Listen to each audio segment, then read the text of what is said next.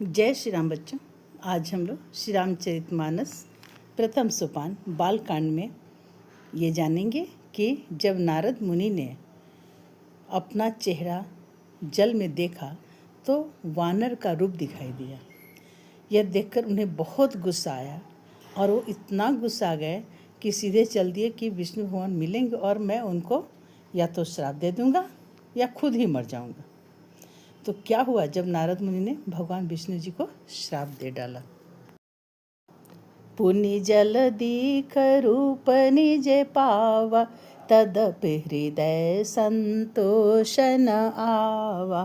फरकत अधर कोप मन माहि, सपदि चले कमलापति पाहि।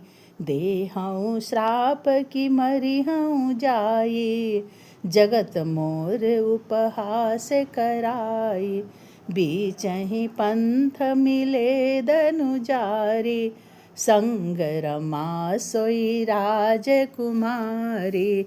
बोले मधुर बचन सुर साई, मुनि कह चले बिकल की नाई। सुनत बचन उपजा अति क्रोधा, माया बस न रहा मन बोधा।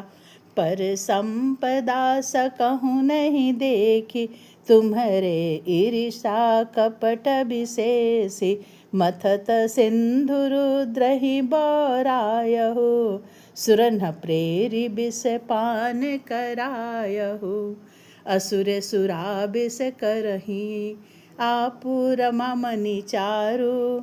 स्वार्थ साधक कुटिल तुम्हा, सदा कपट व्यवहार। सियावर रामचंद्र की जय।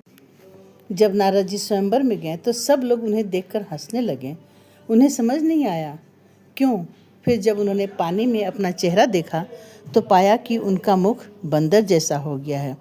यह देखकर उनका अभिमान टूटने के बजाय वे क्रोध से भर गए। मुनि ने फिर जल में देखा तो उन्हें अपना असली रूप प्राप्त हो गया। तब भी वे उन्हें संतोष नहीं हुआ। उनके ओंठ फड़क रहे थे और मन में क्रोध भरा हुआ था। तुरंत ही वे भगवान कमलापति के पास चले। मन में सोचते जाते थे, जाकर या तो शाप दूंगा या अपना प्राण दे दूंगा। उन्होंने जगत में मेरी हंसी कराई। दैत्यों के शत्रु भगवान हरि उन्हें बीच रास्ते में ही मिल गए। साथ में लक्ष्मी जी और वही राजकुमारी थीं।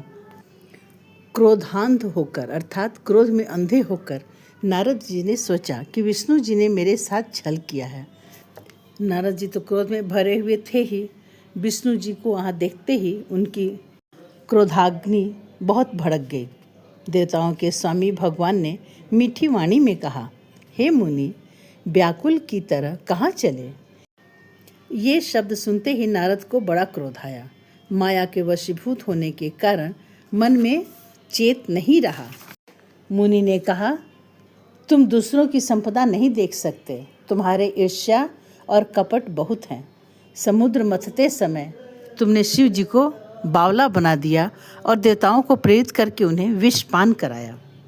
असुरों को मदिरा पिला दिया और शिव जी को विष देकर तुमने स्वयं लक्ष्मी और सुंदर कौस्तुभ मणि ले ली।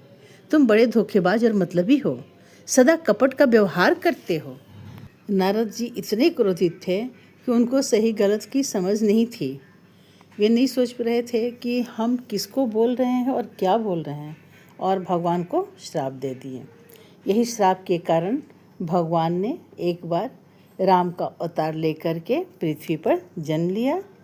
और जब सीता हरण हुआ तो वानरों की सेना ने ही और पवन पुत्र हनुमान ने मिल करके सीता की खोज की।